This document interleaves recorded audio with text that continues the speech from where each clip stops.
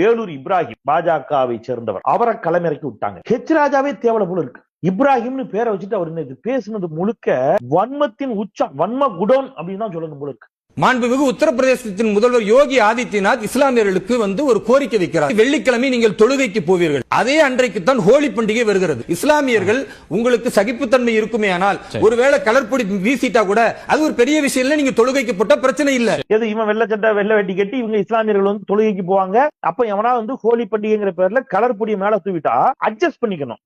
நான் என்ன கேக்குறேன், நீங்க பெண்கள் மீது, இஸ்லாமிய பெண்கள் டூ வீலர்ல அந்த கணவன் வண்டி ஓட்டிட்டு போறான், அவன் பின்னாடி அந்த மனைவி உட்கார்ந்து போறாங்க, அந்த பெண் மீது கை வைத்து கலர் பொடி பூசுறேன்னு அருவருக்கத்தக்க வகையில கண்ணிய குறைவாக ஒரு இஸ்லாமிய சகோதரியிடம் நடந்து கொள்ளுகிறார்களே வேலூர் இப்ராஹிம் அவர்களே, உங்க வீட்டுல யார் மீதாவது இதே மாதிரி வண்ண பொடிய தூவுறேன்ட்டு உங்க வீட்டுல இருக்கிற யார் மீதாவது இதே மாதிரி எவனாவது நாலு அழைக்க பண்ணான்னா சகித்துக் கொள்ளுங்கள் என்று நீங்கள் சொல்லுவீர்களா? நீங்க அப்படிதான் சொல்லுவீங்களா? ஒருவேளை நீங்கள் சொல்லலாம், மான ரோசம் எவனும் சொல்ல மாட்டாங்கிறேன், கோவத்தலமா நான் சொல்றேன். அதே சமயத்துல உங்கள் வீட்டில் இருக்கக்கூடிய சகோதரிகளின் மீது எவனாவது அத்துமீறி இதே மாதிரி கலர் பொடிய பூச வந்தான்னா நீங்க சும்மா இருந்தா கூட நாங்க செருப்பு கலத்தி அவன் அடிப்போம். ஏன்னா உங்கள் வீட்டில் இருக்கக்கூடிய பெண்களும் எங்கள் சகோதரிகள், உங்கள் வீட்டில் இருக்கக்கூடிய பெண்களுக்கும் சேர்த்து நாங்க போராடுவோம். என்ன அட்டுழியம் இது? ஆனா கார்த்திகை சொல்ல அருமையான ஒரு கேள்வி கேட்டேன். இதற்கு முன்பு இந்த பிரச்சனை ஏன் வந்ததில்ல? ஹோலி பண்டிகை இப்பதான் கொண்டாடப்படுகிறதா? எத்தனை ஆண்டுகளாக ஹோலி பண்டிகை கொண்டாடப்படுகிறது? ரமலான் இப்பொழுதுதான் கொண்டாடப்படுகிறதா? எத்தனை ஆண்டுகளாக ரமலான் கொண்டாடப்படுகிறது?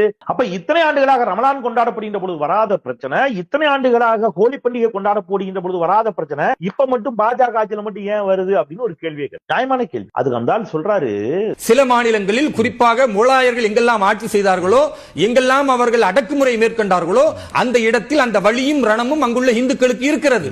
அப்படி வெளிப்படுத்தும் போது நம்ம கொஞ்சம் அட்ஜஸ்ட் பண்ணிக்கணுமா? செருப்ப கழட்டி அடிக்கணுமா இல்லையா? மோடியினுடைய ஆட்சி காலத்துல குஜராத்ல கலவரம் நடந்துச்சு, இஸ்லாமிய பெண்கள் எல்லாம் பாதிக்கப்பட்டார்கள். இன்னும் 50 வருஷம் கழிச்சு வரக்கூடிய யாரேனும் ஒரு இஸ்லாமிய இளைஞன் போயிட்டு சம்பந்தமே இல்லாம அன்னைக்கோ ஒரு நாள் மோடி ஆட்சியில் இருக்கும்போது குஜராத்ல இஸ்லாமிய பெண்களுக்கு எதிராக அக்கிரமங்கள் அநியாயங்கள் நடைபெற்றன, எனவே நான் என்ன பண்றேன் ரோட்ல சும்மா போற ஒரு ஹிந்து சகோதரிய போய் அத்துமீறி ஏதோ அந்த பிள்ளட்ட தப்பா நடக்கிறான், பொறுக்கித்தனம் பண்றான்னா அன்னைக்கோ ஒரு நாள் மோடி ஆட்சி காலத்துல குஜராத்ல நடந்துச்சு, அதனால நீ பொறுத்துக்க அப்படின்னு சொல்லணுமா?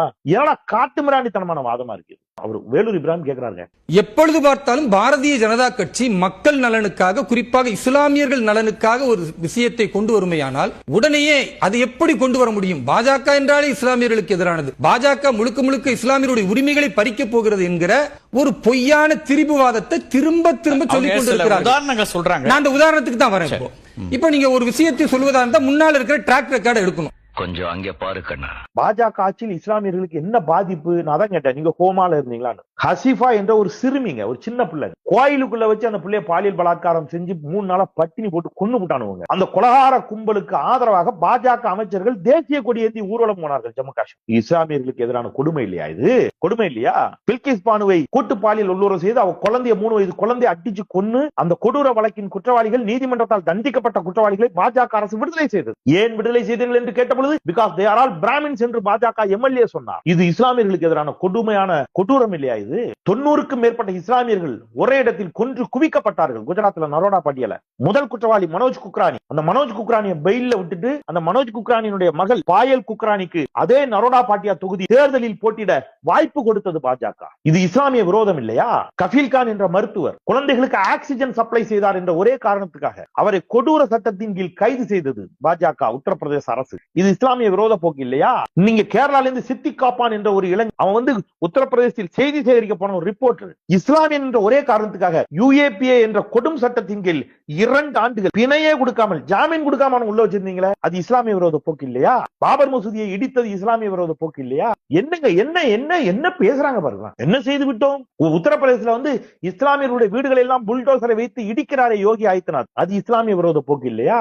எது இஸ்லாமிய விரோத போக்குல பாஜக இன்னைக்கு இஸ்லாமியர்களுக்கு விரோதமா செஞ்சது அப்படின்னு அப்படியே நாடகம் போடுறாரு. ரொம்ப அசிங்கமா இருக்கு. ஆனா ஒண்ணு சொல்றேன், நான் சீரியஸா சொல்றேன், நீங்க இப்படி எடுத்துங்க, தொப்பியை போட்டுட்டு குல்லாவை போட்டுட்டு வேலூர் இப்ராஹிம் என்ற பெயரில் ஒரு இஸ்லாமிய பெயரில் நீங்கள் இஸ்லாமியர்களுக்கு எதிராக பேசலாம், பாஜகவிற்கு சொம்படிக்கலாம், ஆதரவாக பேசலாம். ஆனால் தமிழ்நாடு பாத்தீங்களா, செந்தில்வேல் இஸ்லாமியர்களுக்கு ஆதரவாக பேசிக் கொண்டிருக்கு. அதான் தமிழ்நாடு. ஒரு செந்தில்வேல் இல்ல, நூற்றுக்கணக்கான செந்தில்வேல்கள் இருக்கிறார், நூற்றுக்கணக்கான பெருமாள், கண்ண, கிருஷ்ண, ஏகப்பட்ட ஹிந்து சகோதரர்கள், கிறிஸ்தவ சகோதரர்கள் இஸ்லாமியர்களுக்கு ஆதரவாக நிற்போம். ஹிந்துக்களும் இஸ்லாமியர்களும் ஒன்றிணைந்து கிறிஸ்தவர்களுக்கு ஆதரவாக நிற்போம். கிறிஸ்தவர்களும் இஸ்லாமியர்களும் ஒன்றிணைந்து ஹிந்துக்களுக்கு ஆதரவாக நிற்பார்கள். உங்க சதி திட்டம் ஒருபோதும் தமிழ்நாட்டில் ஜெயிக்காதா? சதி திட்டம் வேலூர் இப்ராஹிம் போன்றவர்கள் புரிந்து கொள்ள வேண்டும். வேலூர் இப்ராஹிமுக்காக நான் இதை பேசல. அவர் ஒரு ஆளா மதிச்சுலாம் நான் அவ்வளவு தூரம் மூச்சை அடைச்சு கத்திட்டு வேண்டிய அவசியம் எனக்கு இல்லை. பட் இந்த நாட்டு மக்களுக்கு புரியணும்.